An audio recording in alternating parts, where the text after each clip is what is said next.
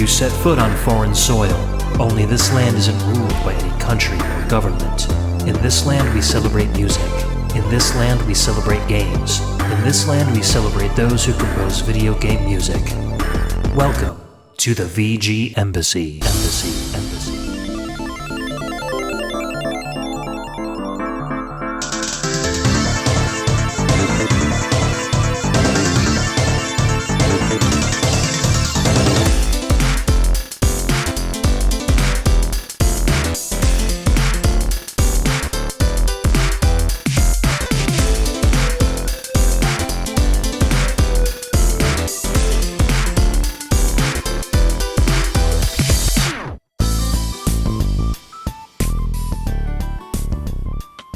Welcome and thanks for tuning in to another episode of the VGMbassy. This is a show centered around video game music and the amazing online community of fans and podcasters that enjoy it.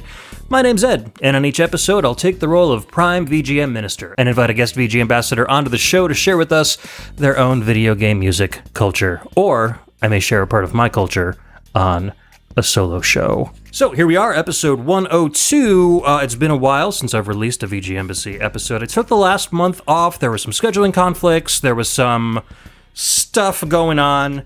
I did talk a little bit about that on the last Embassy exclusive, so head back 2 weeks into your VGMbassy RSS feed and you'll get some details about the delay and things, little changes to the VGMbassy going forward. But in light of those changes, I've got a really fun show. I think at this point, I don't know how many differently themed show formats we've done on the VGMbassy, but it's probably reaching like the 60s or something.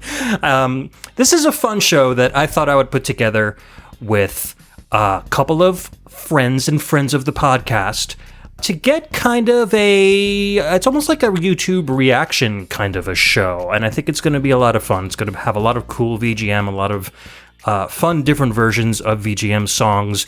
I'm calling it Same Song, Different Decade. So not like Same Song, Different System like we've done on Pixel Tunes, like XVGM Radio does sometimes. I'm going to play some of my favorite VGM tracks of all time, but then also remakes of those tracks that often came 10, 20, 30 years after the original one was published. And we've got some friends here that haven't heard these songs before, and we're going to talk about which ones we like, our impressions of them. I think we're going to have a fun time. With me in the studio is my lovely wife, Myla. Hello. Hello. How are you? I'm well. How are you? I'm very good. Thanks for asking. Of course. I have kind of explained this show to you several times. Actually, we've tried to get this show on the road several times. Many times. Originally, Logan was going to be a guest, but somebody's more interested in Roblox than VGMbassy right now, so not a big deal there. But we've also got Joe. I'm honored to be called a friend, or at least a guest. Yeah, well, you're just a Logan. By the way, thanks for having me. You're just a substitute for my son. So you can be my alternate. Here's my alternate kid, Joe. Okay. Yeah, so how are you, Joe? Not bad. It's been a while since we've done a show, so I'm excited to be back and doing that. Yeah, I think we're going to have a lot of fun here. We're going to listen to, like I said, a couple of great tunes, and then we'll kind of break and talk about the individual songs, and then once we listen to all of them in the grouping, we'll kind of, maybe not do a vote, but we'll kind of talk about which ones we prefer and why. We've got 5 different collections of songs. Some of them have 3 versions of them, and some of them have 2 versions of them, spanning all the way from the NES up to modern-day systems. I think it's going to be a whole lot of fun. Opinions on you guys before we start off. Do you prefer the old classic chiptune music, or do you prefer, like, on a whole, I know obviously there's going to be exceptions, but do you prefer the, more current Red Book stuff, or do you like the chiptuney VGM more? Oh, no, I like the classics. Unless a remix is done really, really well. I think on one of our Embassy exclusive episodes, I played a Zelda 2 remix song, which I really like. But unless it's done really well, I'm an old-fashioned nerd. Gotcha. Give me the original chippy stuff. So we might have some preferences going on that side of the table. But I'm open-minded. What about you, hon? I think it really depends on the content of the game for me. Logan has really been playing a ton of different types of VGM in the car when we've been on our way to school, which is mostly based on his love of Undertale, thank you. So we've been listening to a lot of that, but it's mostly like fan-made remixes. So some of it is modern, some of it is more chiptune, and I enjoy a lot of it. It's a lot of catchy, upbeat stuff. Yeah. But I think when it comes to actually listening to game music, that I kind of fall in between. I like classic stuff that I'm familiar with. Mm-hmm. So any of the Zelda stuff is like, oh yeah, I definitely know that. But I will absolutely love any of the like Wii channel stuff. Oh yeah. Any of that is like Wii Sports and all those classic tunes. Any of the like, the Me channel stuff. Like everybody knows those things. If you can't bang to that, then who even are you? Now everybody's visualizing you banging to the Wii menu tune. Not that, yes. Like bang your head, okay? Oh, be wow. good. Be good, people. Be good. I didn't know they were that rocking. Oh yeah, Awesome. we're really getting a good dance on over here. Can you see us? We're standing on the tables, jumping around with our waggling our Wiimotes in the air. Exactly. Also not a euphemism. No. All right. Anyways, let's jump into some music. We're going to start off super classic with a pretty well-known track. This is going to be a collection of Castlevania songs. So we're going way, way back to the original Castlevania released on the NES in 1987. This is the classic song Heart of Fire, originally composed by Kunio Yamashita and Satoe Terashima. We'll be right back.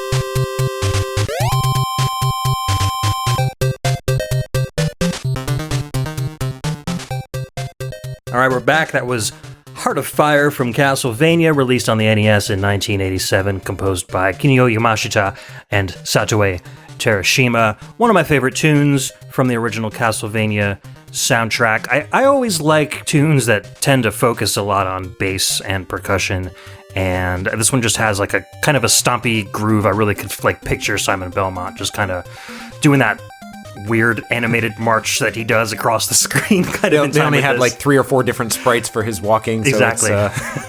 It's more of a strut if you want to look at it that way. Yeah. Yeah, he is having fun killing those bats and zombies. So one of my favorite tunes. What were your impressions of this? So let's talk about what you thought about the song, and then how you think the song might be remade. I think that might be fun to talk about too. Well, I mean, I love this game, played the heck out of it when I was a kid, so I know this track inside and out. I'm also remembering, we were talking about while I was playing the Famicom disc version of it, which I remembered was a little bit different, and you said it's because there's an extra channel. Yeah, an extra sound channel there. And that would account for it for me. I'm familiar with both of those original versions, but I don't think I've ever heard a remix of it, so I'm eager to see what takes other composers have had on it. I agree.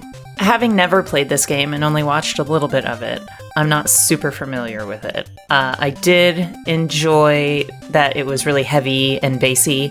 It did have a really good, it hooked me in right at the beginning. As someone who's not super big into chiptunes, I did enjoy it a lot. It will be interesting to see how it gets modernized. I'm looking forward to hearing how it'll be updated, I think is a good word. Okay, yeah. I think you'll be pleasantly surprised. But before we move on to like the updates, there's an alternate version of this song that was released on the arcade game Haunted Castle, also released by Konami in the same year, 1987. Yeah. It's kind of an arcade remake of the original game, and a lot of the songs are the same as they are on the Castlevania soundtrack. This one is called Don't Wait Till Night, which is, I guess it's the equivalent of Heart of Fire from the NES. It does sound different, and you might not think it's the same song, but I've got a little treat prepared after we listen to it and discuss it to kind of sway you guys that it might actually be the same song. So let's listen to Don't Wait Till Night from Haunted Castle. This is on the arcade in 1987, composed by Kenichi Matsubara.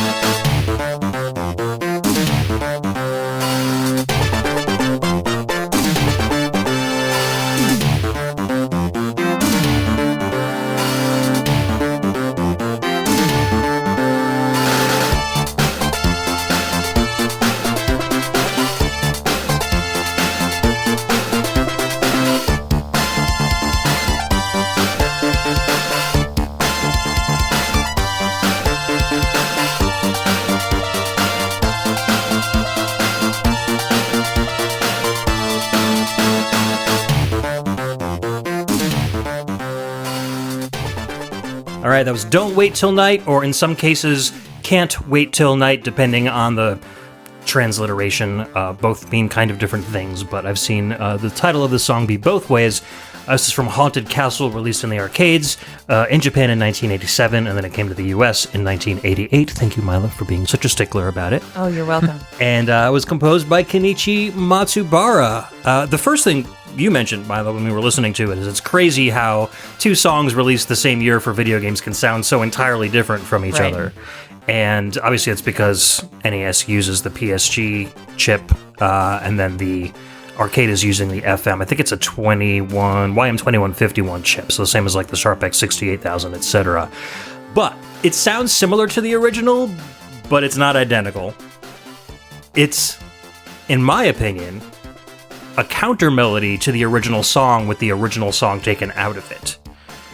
Which I can kind of show you guys in a second, but I want to talk about this a little bit first. What were you guys' impressions of this tune? My first impression was, after hearing the introduction to it, was that it was a remake of the Doom theme. Yeah. That's what struck me at first. At least the intro part. Once it got into the rest of the track, I heard where it was going with it. But yeah, that intro just made me think, wait a minute, is this a remix of Doom? When did Doom come out? Was that 91? Yeah, so this would have been pre-Doom. This would have been.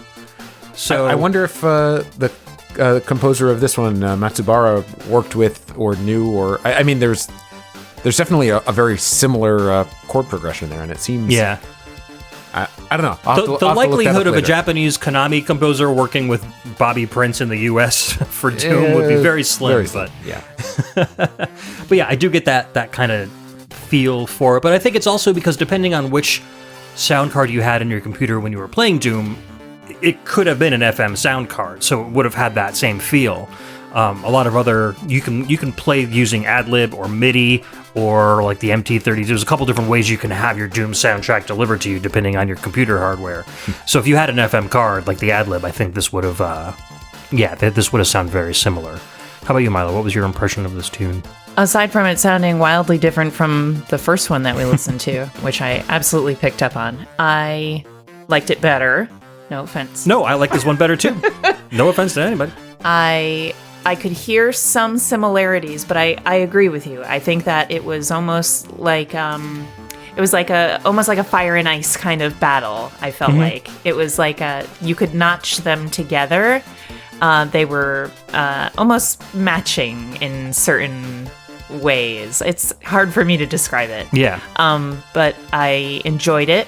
I could see some of the whips and stuff like in my brain, as it were. It felt very Vampire Hunter. It felt very, yes, thank you. It was giving Vampire Hunter. It was giving Vampire Hunter.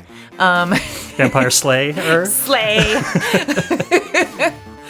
So, yeah, I enjoyed this. This would be, if I had to choose between the two, this would be where I would have preferred to have had my music come from if I were using something to listen to video game music as a kid. So you're preferring the FM chip over that. Absolutely. And you grew up with the Genesis, right? So, oh, yeah. Yeah, so that's why you probably like the FM music better, because that's what was in the Genesis. Right, but I also had Doom, as we were speaking about that. But I think in our computer at that year, we were probably listening to a MIDI. Okay. Yeah, that was the more common one anyway. So what I did, I spent a good portion of this morning, because I had both songs in my head, and I was like taking a shower this morning, and I'm like listening to both of them like in my brain and going, these two do fit together. Like I wanted to play them on the show because they are often like given the same title in lots of places and even officially released soundtracks. We're getting Ed's shower thoughts here. This is so deep. many shower thoughts. Deep here. So many VGM shower thoughts in my brain. But I wanted to kind of like almost prove that they were similar, or at least experiment with the tracks and see if they were similar enough. So in my audio workstation, I retimed and repitched both songs and kind of rearranged them so that the B section and the A section kind of match up with each other. Whoa, so I want to play a little bit of both songs overlaid with each other, and we'll see how well they match up. Yeah. Let's give it a listen.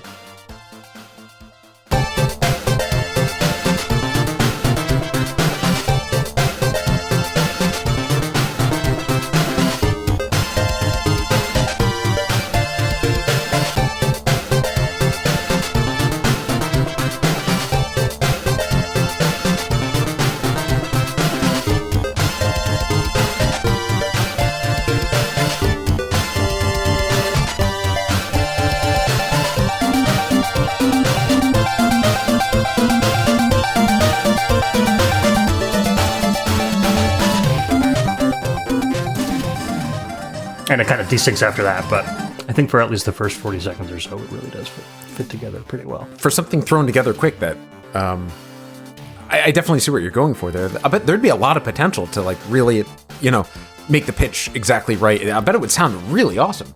Yeah, I do too. And I wonder what the process for this was like over at Konami Studios. Like if they were working on both of these games together, if Kinuyo Yamashita and Satoe Terashima were like hanging out with Kenichi Matsubara and they were both working on the song at the same time, and he's like, I can write a counter melody to that. And then he was like, oh, this works great as its own song. And then they just kind of, started working on individual tracks, but then they each kind of shared them in their own games that they were working on at the same time. So, and then 40 years later, some random podcaster would pick up on it. Exactly. That light bulb just took a long time to light. So I thought that was fun. So technically I'm going to call these, they're the same year, so it's not really remakes. Now we're going to play a remake of the, I think this integrates a little bit of multiple Castlevania themes. It's called Heart of Fire HD. It's from the Castlevania Harmony of Despair game, which came out on the Xbox 360. This is a remake of the original Heart of Fire by Yasushi Asada, and you're definitely going to recognize the arcade version in here, and keep your ears out for a little bit of maybe some of the NES stuff as well. We'll be right back.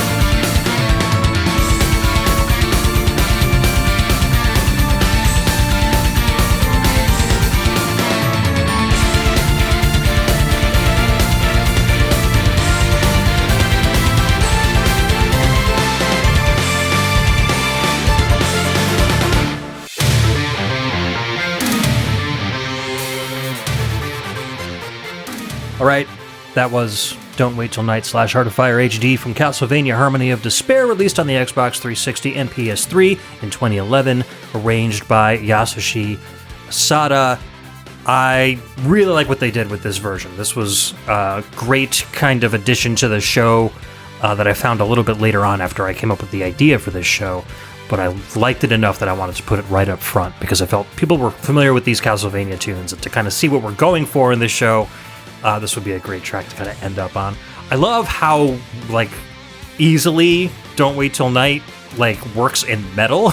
Like, those chunky guitars with that bass line just worked really, really well. And then the fact that it did go into the NES version of it afterwards, kind of proving my point that the songs are almost interchangeable in the Castlevania soundtrack universe, was really cool, too. So I thought I'd have to be convinced into liking the updated version more, but I think this is awesome. I really dig this track. I'm not familiar with the game. I've played a lot of the Castlevanias, but I don't know this one. I'll have to keep my eyes open for it for PS3. I'll bet it's relatively affordable to buy these days. But I will look for that. My initial impression that we were talking about while we were listening to it was that it would be a cool Contra boss theme. At least that's what it shouted at to me as I was listening to it. I was, thinking this is either from a modern Contra game or like, Super Nintendo era. That just sounded just like what that. It sounded like it would fit in there perfectly. Yeah. If more, I'll say, games did this, with throwbacks to their original sound profiles, I would really, really like this a lot in other games too. In earlier Embassy exclusives, I had complained about Final Fantasy XVI not having a good soundtrack or me just not enjoying it. Yeah. One of the things that I would have loved would have been an updated version of some of the like well-known Final Fantasy themes to this extent. Like a battle theme or even like, the main overworld theme or something like that, updated and, made metal for a boss fight or something cool like that. Yeah. That's what I would have wanted, and it would have made me love the game. Music like that, translated into Final Fantasy. Right. And so many games with long-running series do that nowadays that it's so strange that Final Fantasy just hasn't really jumped on that train. It's why I was so let down, but I bet I would really dig Harmony of Despair, so I'm gonna look for that. Awesome. What about you, Myla? What'd you think? It reminded me a lot of the games that you enjoy with Liu Bei and... Oh, the Dynasty Warriors games? Yes, I never remember the names of this. It reminded me a lot of those, which are not enjoyable to watch for me at all, but the music is good. I've never disliked the music. It's not for me, but again, the music is not bad. It's not something I would be like, oh, this is gross. I would definitely listen to that, and I did really enjoy the way that it incorporated both of those songs into one. That was definitely a banger. 9 out of 10. Really enjoyed the way that they incorporated all of the elements of both of the songs into it. And like you said while we were listening to it, I would have enjoyed if they had put both of the songs at the end. Yeah. That would have really, really topped it off. Yeah, like kind of overlaid the two, like I just did, or attempted to do anyway. Yeah, I would have really, really enjoyed that. That would have pushed it to the 10 out of 10. That would have slayed. That would have been really good. Those were really good songs. I really enjoyed that. Awesome. Cool. I'm glad you guys liked it. So as a total tally, as votes for which of the three is both of your favorites, which one are we going with? I'm going with the new one. Is there a universal... I thought it was fantastic and, threw back to the originals and what people already knew and loved and made it better. I still really like number 2, but I'm going to have to give it to 3 because it incorporated both of them. Yeah, okay, that's a good reason. That's a very good reason to get the best of both worlds. Yeah. For me, it's really hard because I've known about this Haunted Castle song for a very long time. I think I played it back on Pixel Tunes probably 2014, 2015, so I've been jamming out to this one for almost a decade now. So I don't know, between the second track and the third track, it's kind of a toss-up. I think I'll probably just have to go with the Haunted Castle track because it's nostalgia. Oh my god, talking. We were almost twins. Look at us. Yeah, I really like Haunted Castle. I feel like it's a cool like aggressive new wave version of Castlevania music with that really staccato bass. Like I talked about that a lot when I first played the track on Pixel Tunes, and that's just kind of stuck with me. This is kind of a track that I can listen to over and over and over again. I wasn't familiar with the game Haunted Castle. I'm going to have to check out some gameplay video of it later on because I like the track. It was really cool. And even more liked where they took it in 25 years later with Harmony of Despair. Yeah, just imagine with Haunted Castle if they made Castlevania 1 for the Genesis. You'd probably have a good handle on like what it looks like. You already know what it sounds like. So. Yeah. Neat. All right, cool. So we've got 2 for Harmony of Despair and 1 for Haunted Castle from me, although the Haunted Castle was a close second for Myla, which is cool. Let's move on to our second batch of songs. This one, if you are a Pixel Tunes listener or even a listener to Alex Messenger's podcast, A VGM Journey, you will know my absolute love for Interception Mission 1 from the game Cybattler. This was an arcade game from Jalico, released in 1993. Not much is known about the composers. They go by Pow, Yu Masaki, and Y Tsugumi. This is another rockin' FM tune that I have always been a big fan of. Without further ado, let's hit it.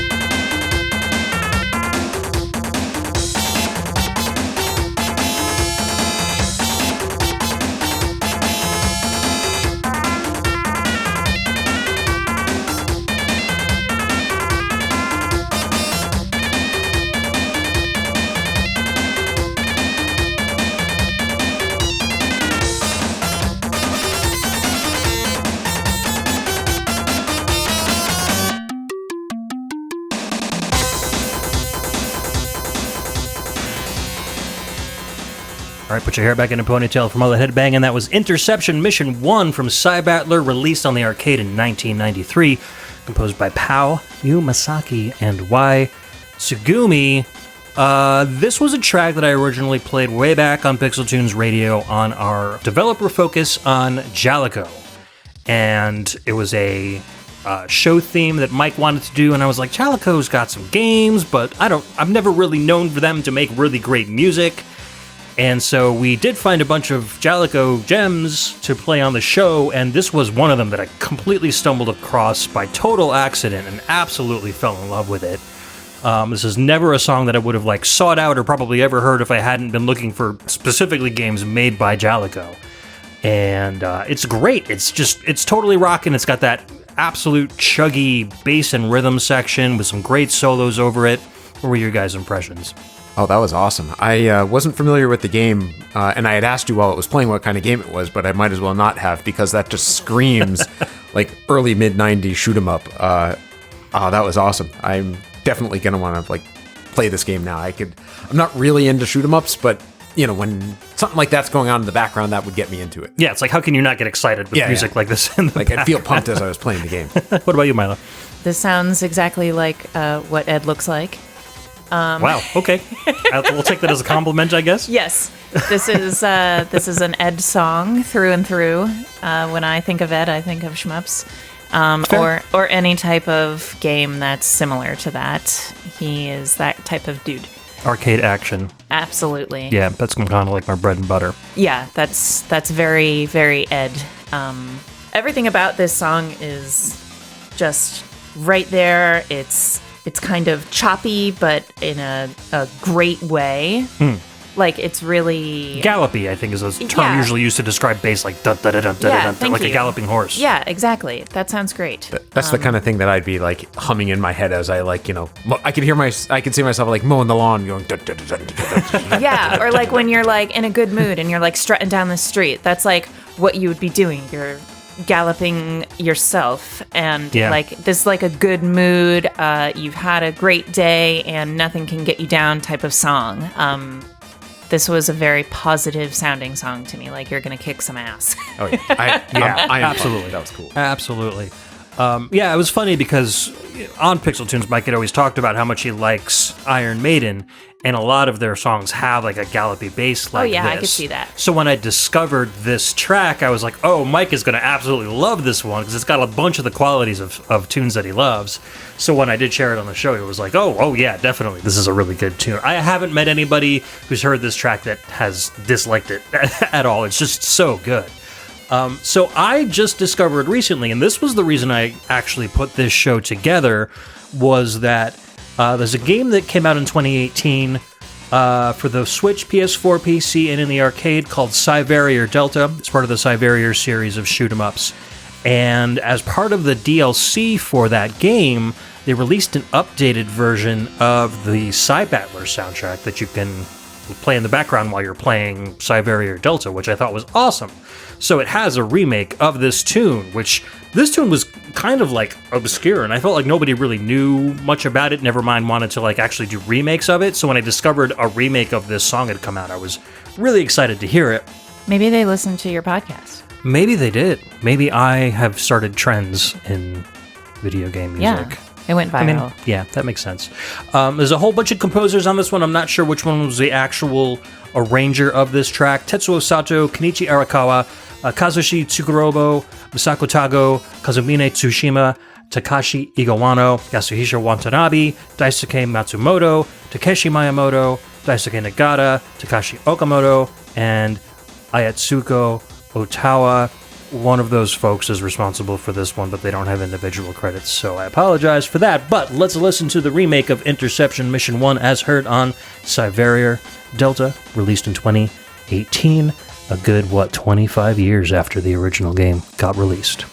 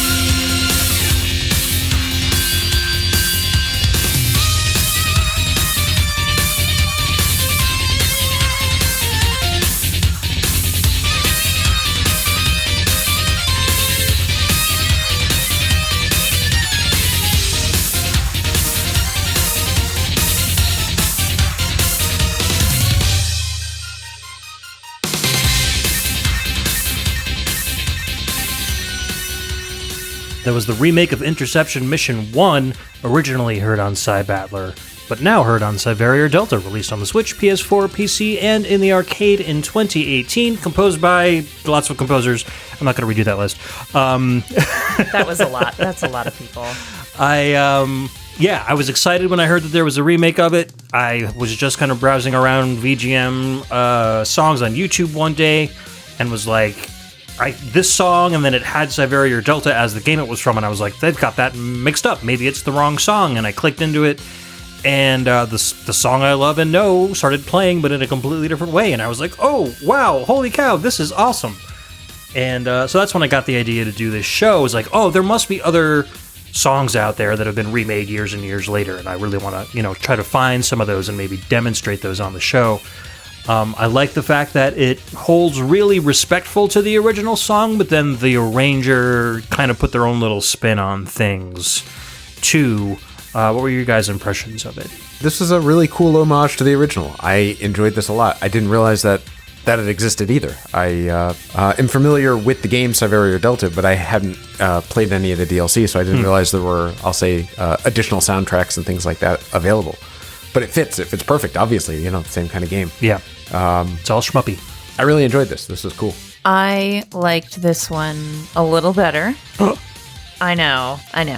This one went harder for me. Okay, interesting, because I have an opposite opinion of that. Yeah, I thought you would. I liked it because, again, my modern ears, I felt it was, tasteful is the wrong word, but as far as that goes, I just liked it a little better. It was a little softer for my ears, but harder in the way that it got the, I don't know, like the wind down part. Really, that really pulled me in. I loved that part. Oh, like the breakdown? I loved that. And then like the way that it kind of went like phew, like that part. I loved that. That really pulled me right in. Very enjoyable. It was the homage was great. I loved both of them, but that one really took it for me. Yeah, no, I can agree with those points for sure. I think, it's one of those things where I've listened to the original one so much that anytime it deviates from the original, I'm like, no, it's supposed to sound like that. Yeah, I can see that. But that doesn't mean that it's bad at all. I absolutely love this remake. I do like the fact that with the FM-based version, it's a little more harsh and a little more aggressive, and I do like that in the song a little bit more. I also take into account, I think, with a lot of VGM, like not only the way it sounds, but also the way it sounds in relation to the sound hardware that it's running on. That's totally fair. It's a huge part of why I like Tim Fallon so much, is because he can do so much with very limited hardware. Right. And I feel like the original song really rocks out on, I think it's the same chip that the Castlevania song actually ran on too. And you can kind of tell the difference between one that sounds a little bit thinner and the other one that's got like a lot going on at once. So I do like the fact that they kind of pushed the chip to its absolute limits and also made a really good song out of it. When you got Red Book Audio or, a new modern kind of streaming audio song, you have infinite amount of tracks, infinite amount of instrumentation. So you're respecting what the person can do with the limited amount of equipment that they have. That's totally fair. And they got rid of the little Middle Eastern flute solo. That was like one of my favorite parts of the original one. All right. But all that being said, if I had heard this song originally before hearing the one from Cy Badler, I would have probably fallen in love with it just as much. I too, Ed, I'm going with the original on this one. I thought the remake was a great homage and nicely done, but for a track with a galloping bass line like that I just love, hearing it in FM can't be beat for me. That harsher, more aggressive take on it is just that's my jam. It's okay. I love that. I'll be the odd woman out. Totally fine. So we've had 2-2-1 votes so far for these first two batches of songs, which is funny. I wonder if we're ever going to have one where everybody's in agreement for all of them. Let's find out with this next one. Yeah. So next one, we've got 3 songs in this batch, so we could each have our own favorite and go 1-1-1. Who knows? This is another vertical shmup called Dangun Feveron, kind of a more obscure one. If you play a lot of games in MAME, you'll probably know this one. It's also called Fever SOS in Japan, and it is a disco-themed shoot-'em-up with a really cool funk/disco soundtrack. The original version of the soundtrack in the game is actually streaming audio on the chip, so there's no FM or PSG going on here. But it's some really good disco, some really good funk, one of my favorite soundtracks of all time. This is a song called Barrow Fever, and the original composers are Ryuichi Yabuki, Nanpei Misawa, and Ryo Sakai. The original arcade release was in 1998. Let's get funky.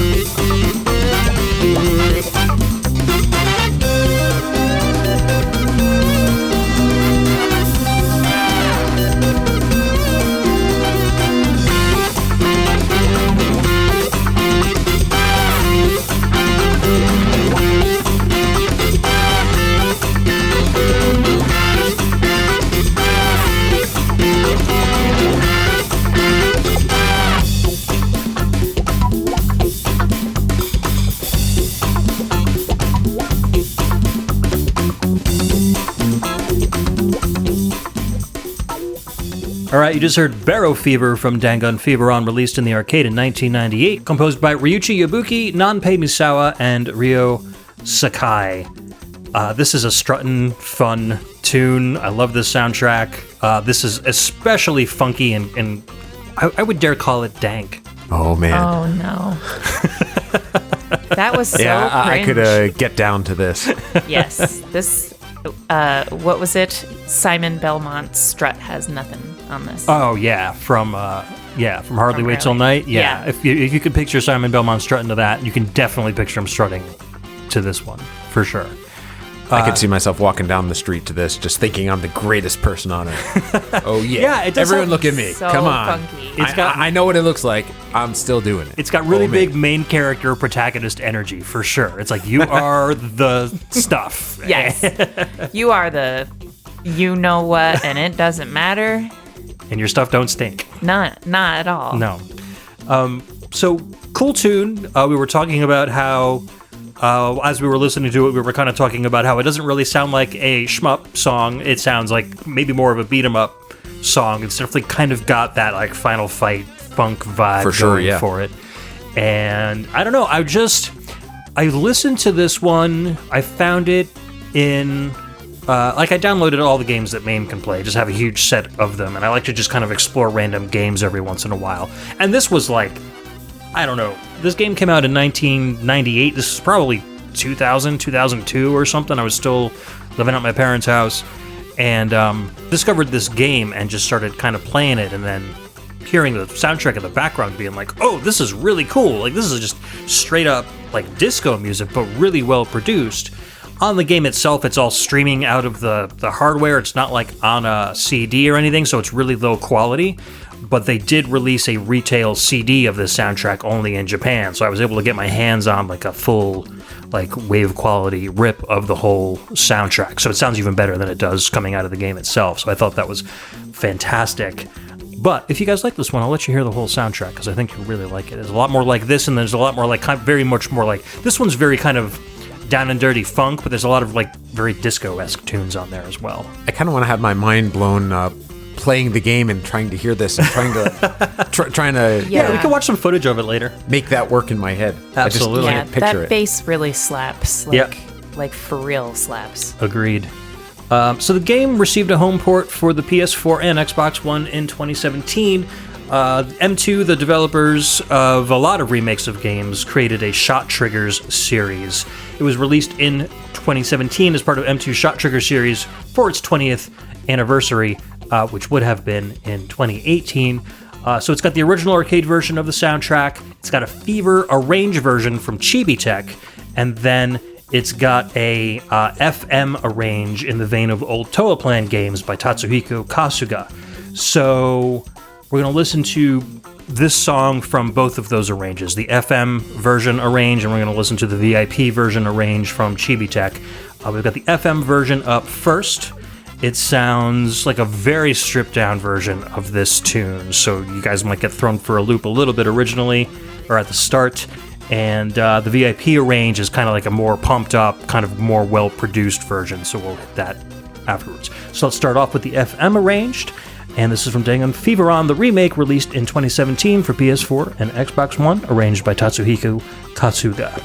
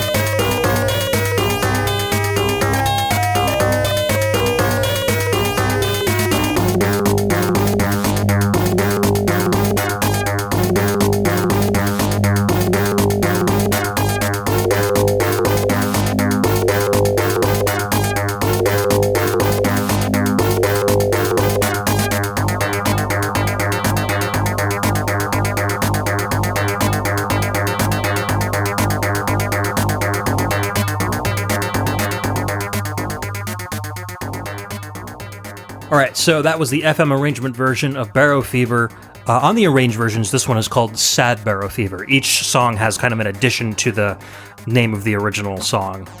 So this is Sad Barrow Fever from the remake of Dangun Fever on, released in PS4 and Xbox One in 2017. This one was arranged by Tatsuhiko Katsuga.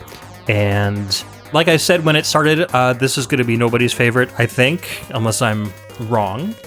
It's a much more skeletal, kind of scaled back version of the original song. I do like what they did. I can definitely hear the song. Like, if I didn't know this was an FM arrangement and it just started playing as a random song in the background, I'd be like, oh, this sounds like Barrow Fever. I'm curious what you guys think about it. I didn't hate it, but it did make me feel sad. You've got that sad Barrow Fever? I do have the sad Barrow Fever. It made me feel like lots of stuff was missing. So therefore, yes, I have that sad Barrow Fever. It was giving sad Barrow Fever. Maybe that's what they're going for. Maybe they, in naming it, they knew it would leave listeners wanting. Yeah, I think that's it. I get what they're trying to do. I appreciate it as an arrangement by itself, but just knowing what it came from, I'm not won over. Yeah, it was a really interesting idea to put this arrangement on the soundtrack because the game is it's a game from 1998. It's a cave vertical shooter. It's got beefed up 16-bit style graphics. The music in this arrangement is even older than the game that originally came out. So it almost feels like a backwards remake. Like I liked throwing it in the show because I thought it was funny that it was 25 years later, but also so scaled back and so much more primitive than the original one. I'm surprised they didn't use the kind of FM chip that was in Cybattler or something to make a really good rock and FM version of it, and instead just had this really scaled back. Maybe there's a reason. Japanese developers love when remakes come out to do paragraph upon paragraph of explanation of why they chose this and why they chose that. And a lot of this is, there's obviously a language barrier there to even find that stuff on the web. But I would be really curious to see an interview with the developers of this remake to find out what their motivation was for choosing these old Toa Plan arcade versions. Yeah, exactly. And the counterpoint to that is Chibi Tech's amazing VIP arranges, which take the disco and funk from the original soundtrack and punch it up and make it sound much more modern and dancey and fun. So that's what we're going to do now, is we're going to listen to Sad Barrow Fever, the VIP arrange, from Jalen Nisperos, a.k.a. Chibi Tech. I think she did a wonderful job with the arranges on this tune and this whole soundtrack altogether. So let's give it a listen.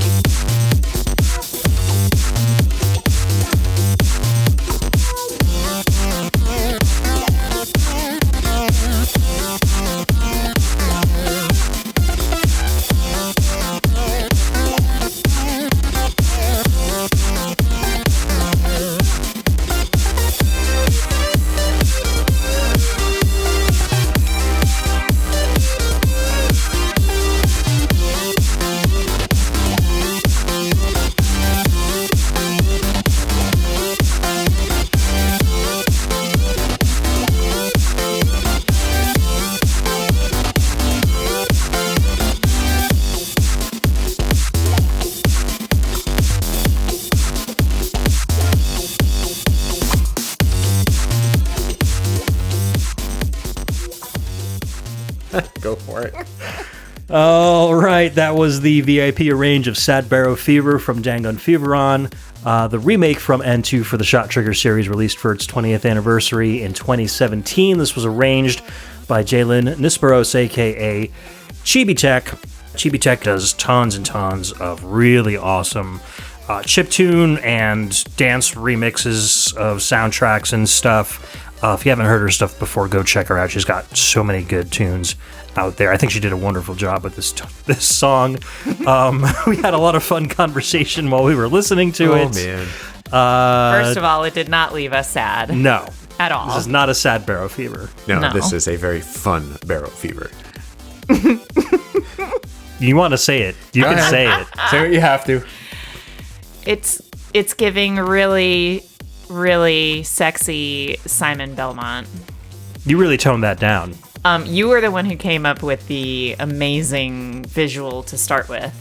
You said Simon Belmont had... Belmont with raver pants. With raver pants. Yes. And then I said he had just chains. Yes. And I said his whip was made out of glow sticks. And then I danced a little. Yep. And then I said... And he's got a crossbody bag with a crucifix on it. Crossbody bag with a garlic crucifix. on the bandolier. Yeah. And so much hair showing underneath. And then I said, he's just a bear. Exactly. So we pretty much devolved into sexy BDSM daddy Simon Belmont. Man. Yeah, we went there. Rocking out to this tune. But what can I say? That's where the track took us. You know, you got to go where the music takes you. And we surely went there. And I think it's the mark of a good song because it gives you that visualization. It does. Like, it really just takes you there. You know what I mean? I'm still not seeing shmup on this, though. Absolutely not.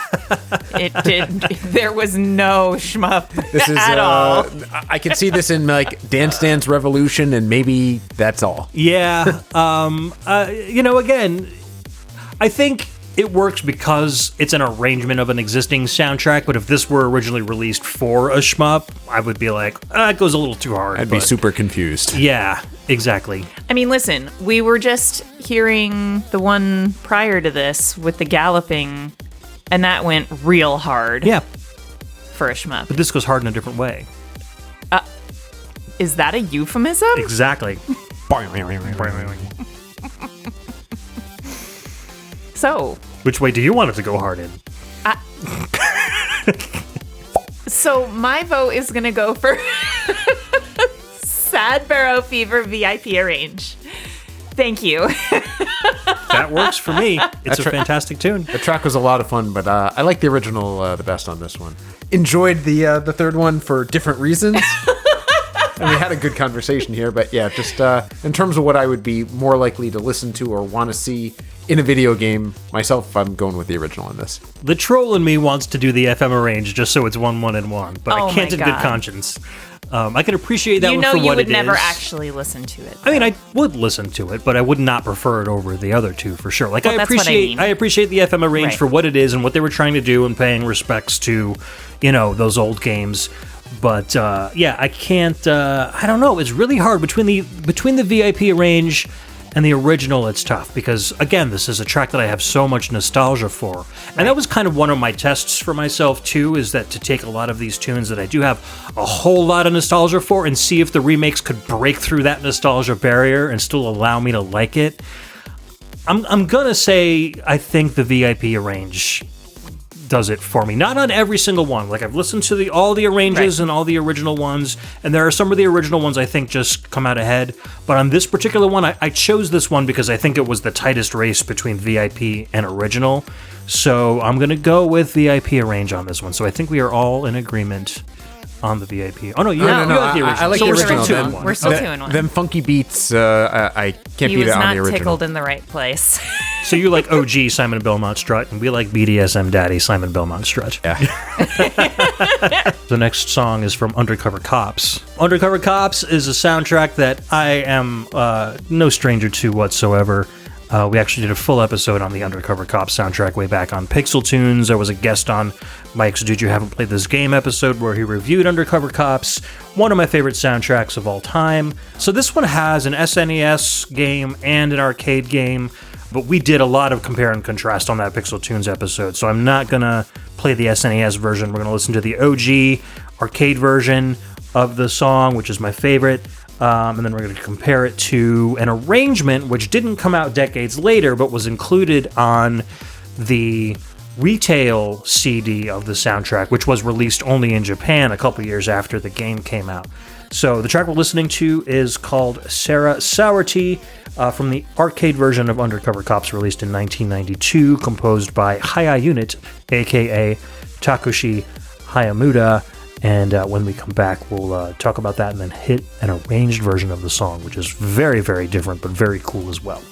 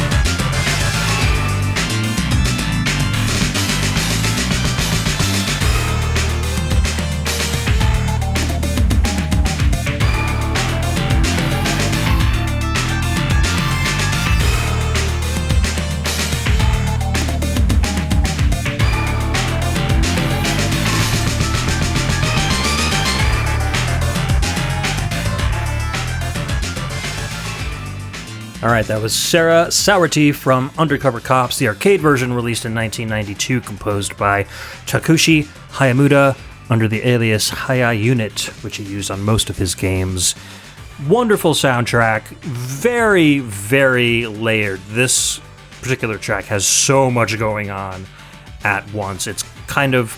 It's fun to listen to, for me anyway, because you can always kind of focus on different instruments and get different things depending on like where your ears are kind of focusing. I really like doing that with his soundtracks, and when you listen to them all at once, it just feels like a giant like wall of sound. So for first-time listeners, it might be difficult to get over that, but I'm curious what you guys think. So I'm not familiar with this game, but the second, 2 seconds into that soundtrack, I'm back in my parents' basement playing my Super Nintendo, and I'm picturing my character like walking down an alley or in a factory and like punching some crates or picking up a garbage can and bashing it over someone's head. Mm-hmm. This is a Super Nintendo era style beat 'em up through and through, and I really like this track. As soon as that first vocal sample comes in, come on, you're like, absolutely. Oh yeah, absolutely. Yep, beat 'em up through and through. No question. How about you, babe? I loved it. It was really fun. Definitely took me back to my youth. I did not play games like this, but watch people play games like this. I'm not a good button masher. These games are probably the easiest to pick up and play. Yeah. I played them in the arcade with people, but would always get my ass handed to me. So it was not a good time for me. See, the nice thing about playing arcade games at home is that you have a button that like basically makes it think you're putting in a coin, so you just get infinite lives, which is nice. Which I could handle that. Yeah. I did enjoy this because it did take me back. It was very nostalgic, like Joe said. So it was fun. There was no pressure. I didn't feel like I needed to hurry up and mash any buttons. True. Yeah. This felt good around being 11, 12 years old. This felt nostalgic in a great way, not in a oh my god, hurry up and put the coin in, I'm running out of time. No, I mean that's a really good point about the pacing, is it doesn't feel super hurry up. It just feels like you're here to have fun, you're here to be cool, you're here to do some martial arts and commit acts of murder as you're roaming around the city. Right, just throw that leg out and whack, whack, whack. You're just gonna kick everything. Smack someone in the face with my foot, and that's cool. Yeah, there is a guy in this game that kicks instead of punches. That's Normally perfect. you punch and beat him up. Well, that's why I would always use Chun-Li, because she would have giant legs and powerful thighs. Thick thighs. Dummy thick. As they say. Thick thighs save lives. They've saved mine. Oh, well, man, we're devolving again. Yeah. This is the horniest episode of VGMbassy ever. Wow. So you play all that funk. I mean, come on. It's true. See, strutting. That's what happens. Banging to Wii. It's it started early with Myla. So this is what happens when you put me on the show. What can I say? So let's listen to the arranged version of this one. This is the biggest departure from the original song I think we've had so far on the show. You're definitely going to hear the original song in it, but I think the way they did it is really cool. It's not meant to be listen to as you play the game. It takes the theme of the song and kind of makes it its own cool thing. So this was arranged by Michiru Oshima. She is a very accomplished composer. She's done tons and tons of film and anime and video game arrangements and original compositions in her own right, with guitar by Takayuki Hijikata. Oh, again, this was off of the original soundtrack of Undercover Cops, the retail CD released around the same time that the game was released.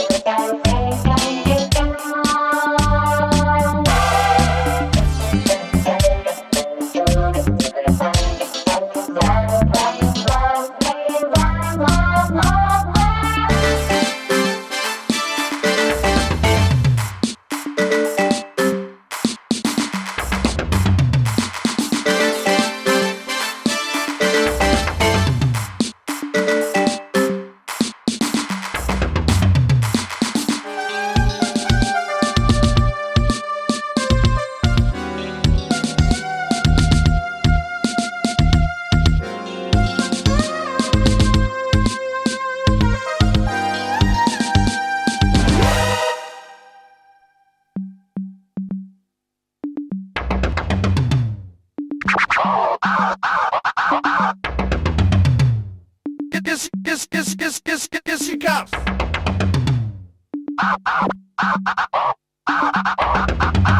Break it down.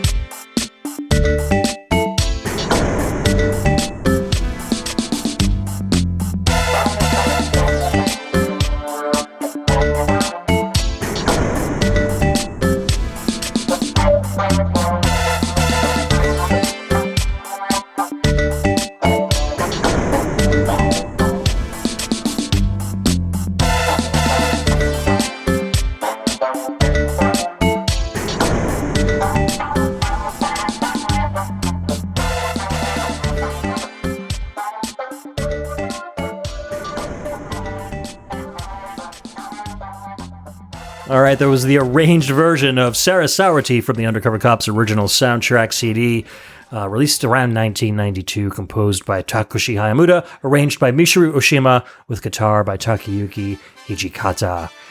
Totally serious fun time, right? Just straight up music, nothing weird about this one at all, right, guys? Yeah. Right? Hey, early 90s Ed and early 90s Myla, check out this new keyboard that I got. It plays 96 different sound samples. I have an idea. Let's put them all in one song. Oh, wait, my cat is crawling across the keyboard. Let's just leave it in. It felt like a toddler just touching every button on your Casio. I'm not sure what to make of that. It's... I guess you guys know why I chose this for the show. That interlude is just so ridiculous. It's so much fun. It uses samples from the game's soundtrack, which I thought was cool. Like all of the vocal, That's kind of what I had assumed. Get Up and Power and all that stuff was like actually in the game.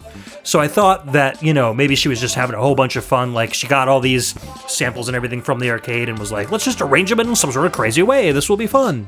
I don't know where the phone call and the glass breaking thing That came was from, but something. yeah, Oh, man. definitely something. This is like what Yep. Bart Simpson would have made, Yeah, I really felt like one of those was a Homer scream. I was like, is everything okay in there? Do you guys remember there was an episode of The Cosby Show that had Stevie Wonder on it. remember that, yeah. Stevie Wonder had this like sampling keyboard. And it was like basically a demonstration of a sampling keyboard like shoehorned into the Cosby Show I don't episode. remember That's this. exactly where... That's my thinking behind the composer's creation of this track. Yeah. That's where something that like took that. you guys? Oh, for sure. Yeah. For I sure. don't remember this episode. Now I'm going to have to go find Because what was the son's name? I don't remember his name. it. TJ. Theo? Theo. Yeah, they had like Theo like he's like, say something into the microphone, and like Theo like said like jam it or something, and then Stevie Wonder was like rocking on the keyboard like playing jam it in different pitches and stuff. Yeah, and, I think my dad Yeah. still has this like tiny little Casio, and we would always be able, like, we could say something into the mic and we could play it on Yeah. this tiny itty bitty keyboard, and we would say all sorts of wacky things. that's cool. Yeah. See, and my point was that technology was new at the time. It was very novel. So putting Yeah. that in songs sounded like, whoa, high tech. But to us nowadays, you're like, whoa, this is It sounds is hilarious. something. Yeah. For sure. It's a definite sign of the times. I'm glad they had fun. Yeah. And as an arrangement for the song, I thought it was just cool. Like I said, it wasn't meant to be played while you're Right. playing the video game. It was like a deconstruction of the melodies and the parts from the original song and kind of put together in a way. Oh, yes. All right, so let's come to our final conclusion on this one. Which do you prefer, the original or the remake? I'm going with original on this one. The remake was fun, but didn't do anything for me. Okay. I concur. Yeah, it's hard to non-ironically like the second one. Yes. I like it because it's one of those train wreck type things. Like, Yeah. unironically liking it would be difficult. You're right. This is the very best of a 10-year-old in 1991 saying, ooh, I'm just going to push all the buttons and see what happens. Yes, like when you like lay your arm across it and you're just like, ugh. Yeah. I could see my parents 30 years ago saying, oh, Joe, that's nice. You made something That's really fun. good. Oh, Yeah. yeah, that's super.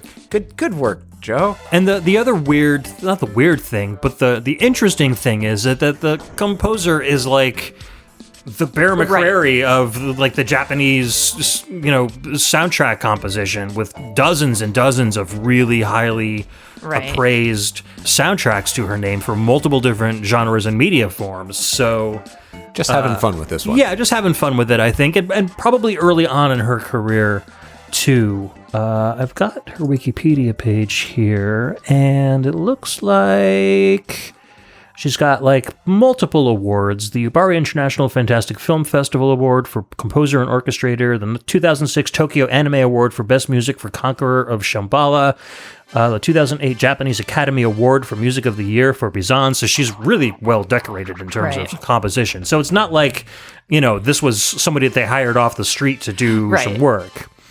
Or like someone's daughter who slammed a bunch of buttons. Exactly. And she's been doing anime soundtracks since 1986, film soundtracks since 1995. So she was pretty well established by the time this thing came out. So anyways, fun times. Later on, she ended up doing music for Legend of Legaia, Aiko, Legaia 2 Dual Saga, some arrangements for Suikoden, Arc the Lad, arrangements for Legend of Zelda Twilight Princess. Oh, cool. Yeah, so That's one of my favorites.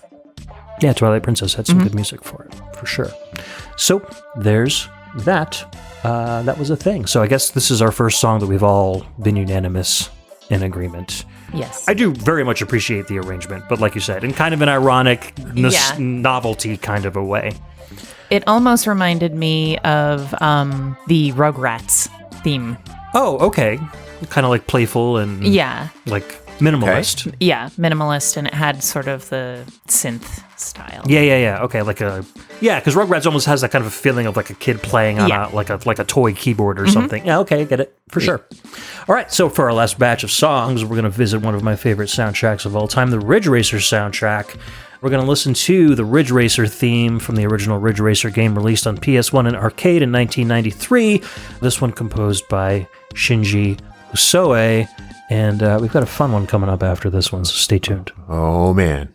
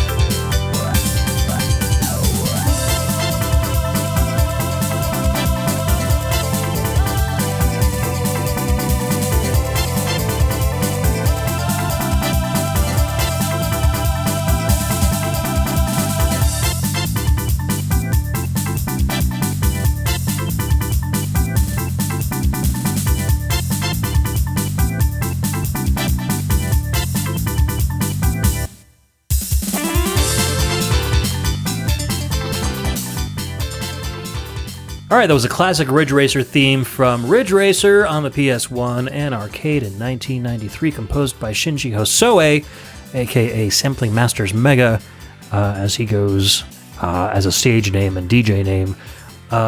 Just a classic track. I don't really know what genre to put this song in. It's kind of rocky, funky, music-y. I don't know. But it's fun. It's good. It's a great, like, pump you up kind of a racing jam. Is there a racing music genre? I think racing music usually tends to have kind of a rock theme too. I mean, this soundtrack in particular was pretty hard techno. But usually when you get racing games, they've got more of like a rock with keyboard leads kind of a thing going for it. Although, I think because of classics like this, I tend to associate this type of music with racing games. Yeah, for sure. I mean, this got me into techno. There's a cause and effect, there, but that's... Fair. Yeah. I mean, I've told the story many times, but this particular song isn't necessarily what the rest of the soundtrack sounds like. The rest of it's much harder. But this soundtrack got me going out and buying techno compilation CDs to try to figure out if I could find more music that sounds like this, and thus being introduced to a whole bunch of different genres of electronic music in the process because I kept failing to find music that sounds like this. That's fair. But liking all the other stuff that I got. So, but this really kind of swayed the tastes that I had in music away from a lot of the like grunge and stuff I was into and started getting more and more electronic in terms of non-VGM music. So very influential for me. But good tune. How familiar are both of you with this particular jam? The soundtrack in the game quite well. Played the heck out of them, 30 years ago. And I wasn't a huge racing games guy, but I had this one early on and, enjoyed it the same as you did. I don't know if it was quite as influential on me, but it definitely makes me think that this is what racing games are now. I hear that and then I make the association, and anything like this, I think, ooh, this would be cool in a racing game. Yeah, pretty much the same way for me. What about you? Did you have this game at all growing up? Or? I did not have this game. I think I played it in the arcade. Mm-hmm. It was everywhere in the failed arcades. Miserably at this game. I was so bad at this game. I liked the California driving game. Mm-hmm. Cruising USA? Cruising USA, yes. Yeah. I loved that because it had the roller coaster one and you could drive it upside down. Oh, yeah. Where, are you talking about Cruising USA or California Rush? Because maybe it was California Rush. Yeah, they were very similar to each other. Yeah. Very arcadey. Yeah, and it had some girl in a visor, super early 90s which they both style. had, so. Yeah, I don't know. It's tough to tell them apart. It was super fun for me. I enjoyed that. But a lot of these soundtracks remind me always that I had, which I'll bring up every time, that I had the arcade machine in my garage. Oh, yeah. I had Iron Man Stewart's Off-Road. And we had the off-road game in my garage for a long while, and my dad had opened up the coin slot so we could just slap the little coin thing 100 times and just play forever. And my brother and I would play until we were sick of it.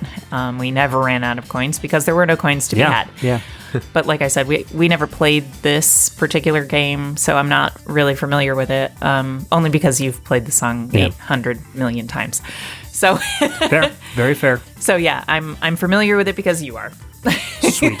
There'll be a high bar for the remake to get over to win me over. This is just a classic. Okay, well, let's listen to the remake. This is Ridge Racer USA mix from the 20th anniversary remix CD. This was arranged by Hiroshi Okubo featuring Takanobu Mitsuyoshi.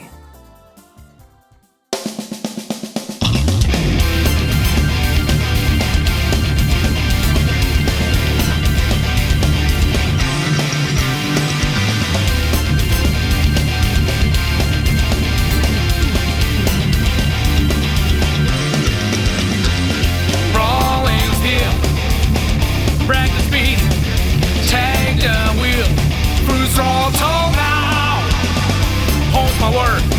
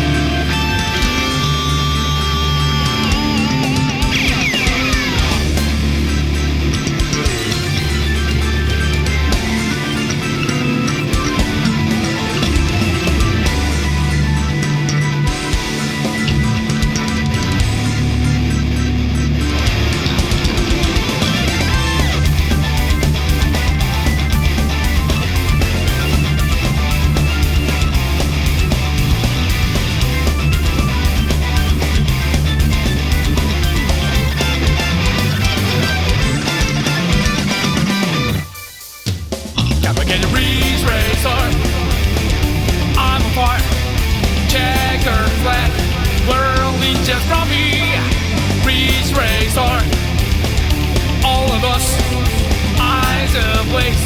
We're victorious.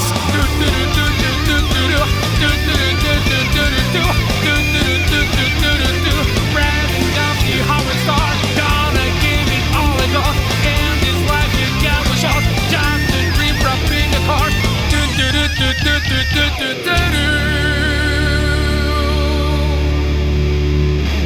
All right, that was the Ridge Racer USA mix from the Ridge Racer 20th Anniversary Remix CD, released in 2014, composed by Hiroshi Okubo, from the original Shinji Hosoe song, featuring everybody's favorite vocalist, Takanobu Mitsuyoshi. This is a bit of a self-troll. I felt like Mr. Daytona USA inserting himself into my Ridge Racer soundtrack was the ultimate middle finger to me. And especially the fact that he ends off the song with the doot doot doot doot doot, like I'm like shaking my fist over at Japan there.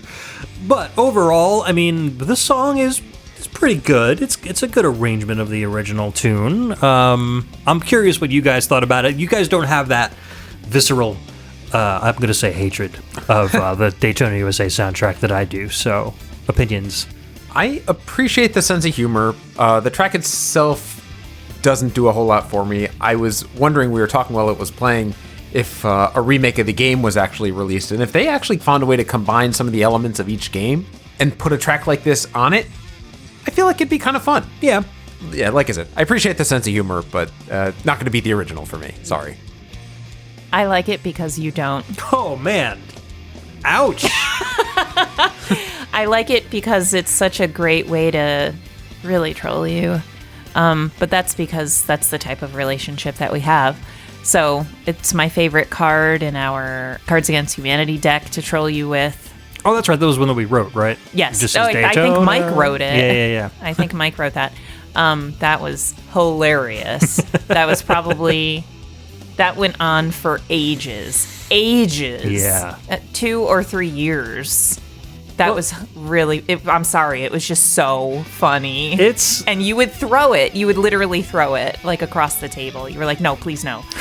It just reminded me of that soundtrack every single time. Every time. I don't know what my visceral reaction to that soundtrack is and why... I mean, I could like, explain why I don't like it so much, but that's probably for a different episode. But it has you gagged in the worst way. Yeah, it's just... for some reason, Mitsuyoshi's vocals just... like really irritate my ears, like just makes me cringe, like really hard, and not like, you know, like seeing a weird thing on TikTok cringe, like literally like it's a visceral, involuntary reaction to his voice, and I don't know what it is. I remember working somewhere, GameStop, I think, and it was like around the time that the Saturn was getting or being released. And we had the Daytona USA game, like, on one of the demo kiosks, and it would just do the demo loop, and I would hear this song over and over and over again for 6 to 8 hour shifts, and I think that's probably what did it in for me. At some point, I was just so tired of it that I could not deal with it anymore. You know, I can appreciate that concept. Around the same time, I was working the night shift at Stop and Shop. As one of my first jobs, and they played Star 99 during the night shift because it was a 24-hour Stop and Shop.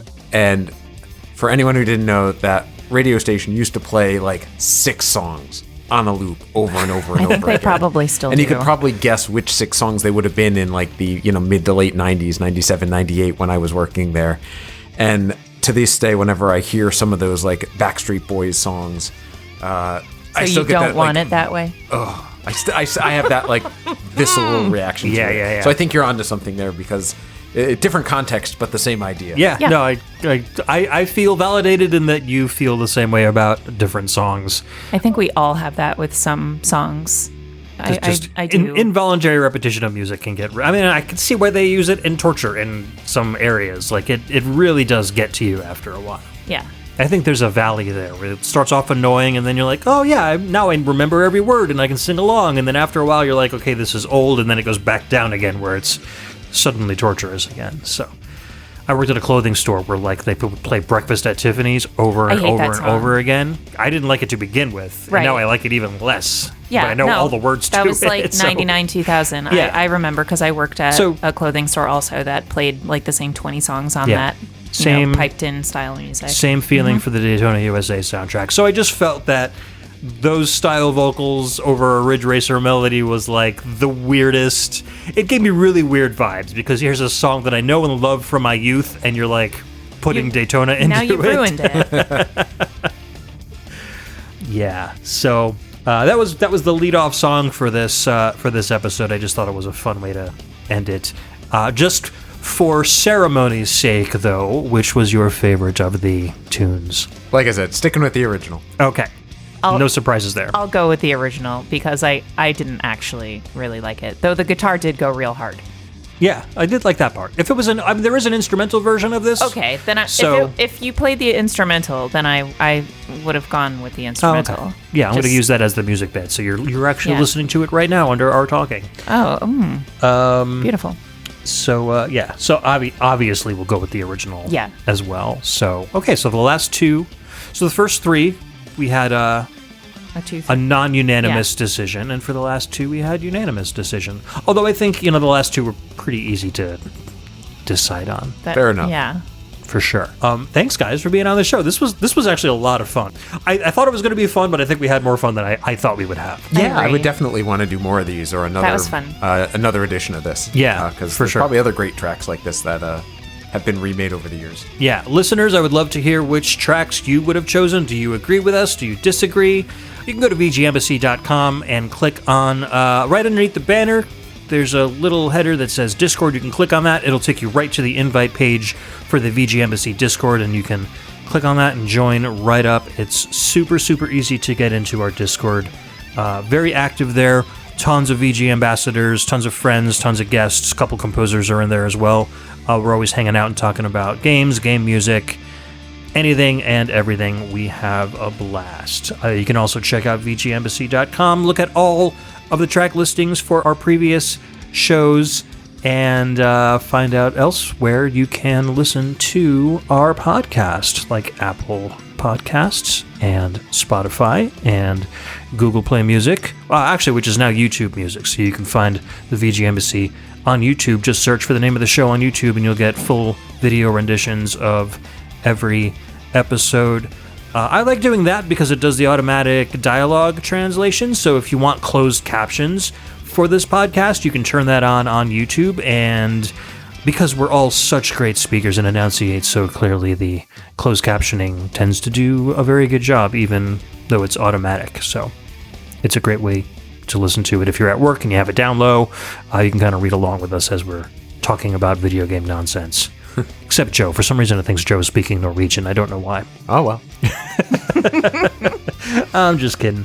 I'd like to thank Indira J for the art and Trevin Hughes for the podcast theme song and all of our Patreon patrons. Of course, you can head over to patreon.com/thevgembassy. Check out our Patreon page. Find out how you can take part in the show, get exclusive access to our custom patron-only VGM Discord channel, and check out all of our pre-public Embassy exclusive shows with myself, Joe, and Todd. There's a good 40 bonus episodes that non-patron folks still do not have access to yet. So another good reason to check that out.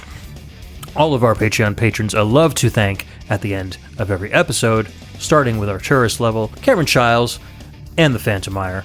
Our VG Emissary tier periodical, Chris Murray, Gannon11, Key Glyph, Kyle Kroll, Chris Myers, The Dyad, Daryl Bowers, The Last Weekend, and Professor Tom. Our audio attaché members, Cameron Worma, Carlos from the Heroes 3 podcast, Muddle Madness, and Robin Purnell from Rhythm and Pixels, along with Scott McElhone, and of course our special agent here, the lovely and talented Ryan Steele. So, thank you guys. We will see you in 2 weeks for another Embassy exclusive. Thank you, Myla, for hanging out with me this afternoon. Thank you for having me. I'm glad that you had a good time. I had a wonderful Had a great time. And thank you, Joe, as always, for hanging out with me and being on the show. I know I only called you a couple days ago to to hang out. So this was short notice, so I'm glad you could make it. Oh, yeah, me too. This was a true reaction show. I had no idea what we were doing. Awesome. And listeners, yeah. Like usual. Just go in blind. Again, listeners, if you have any suggestions for songs and remakes of songs that you think we might enjoy, let me know. Hit me up on Discord, or you can even hit me up on email at thevgembassy@gmail.com, and maybe we might do more shows like this in the future. I think that would be a whole lot of fun listening to some more remixes and stuff. So until then, we'll see you in 2 weeks with Embassy Exclusive, and 2 weeks after that with another episode of the VG Embassy. Night, everyone. Keep listening to Awesome VGM. Goodbye. See you later. Not Hear if I you later. You'll hear me later. I probably will not hear you later. Yeah, Perhaps. that's how that will go. Unless you yell really, really loud.